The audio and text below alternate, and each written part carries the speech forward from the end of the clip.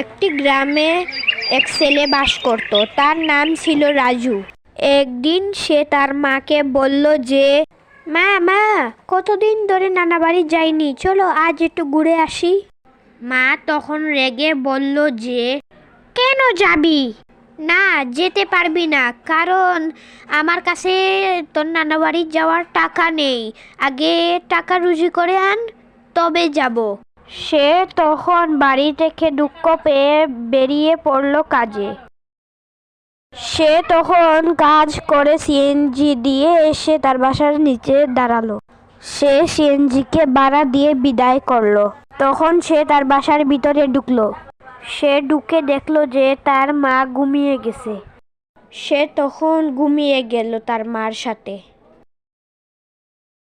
সকালে উঠে তার মাকে সে বলল যে, মা, আমি কালকে রুজি করে এনে তোমার ভ্যানিটি ব্যাগে তৈছি, আর চলো না আজকে আমরা যাই। তখন তার মা বলল যে, আচ্ছা চল, রেডি হ, আমরা যাই। তখন তারা রেডি হয়ে তাদের নানা বাড়ি চলে যাচ্ছিল। তখন তারা মা ছেলে সিএনজিতে উঠে চলে যাচ্ছিল তাদের নানু বাড়িতে।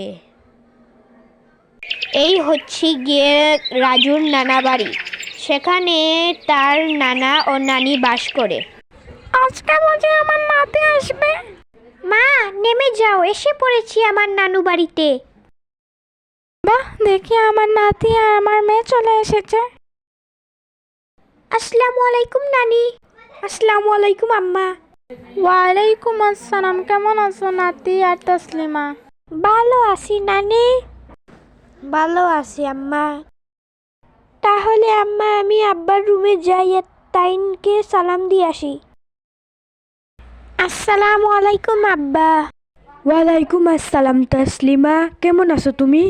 আলহামদুলিল্লাহ ভালো আছি, আপনি কেমন আছেন? আমিও আলহামদুলিল্লাহ ভালো আছি। আমার নাতি কই? আছে হকুটাত।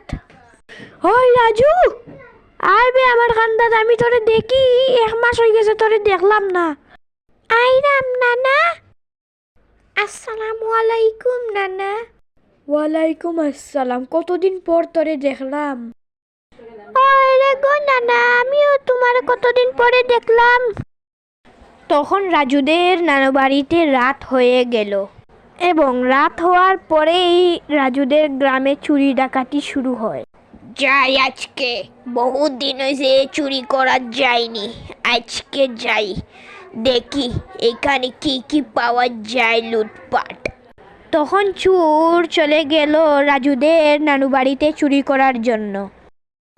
বাহ, নানার বিছানায় কত আরাম লাগে ঘুমাতে। চলো, বহুত রাত হয়ে গেছে, ঘুমিয়ে পড়ি।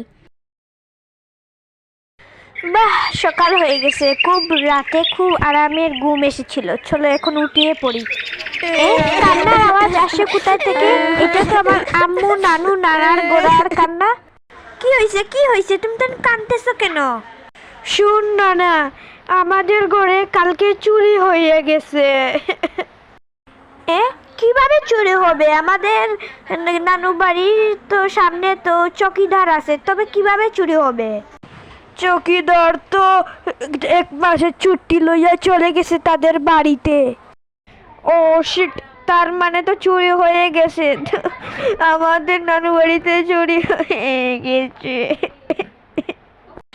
এভাবে রাজুদের নানু বাড়িতে তাদের সবার ঘরে চুরি হয়ে গেছে।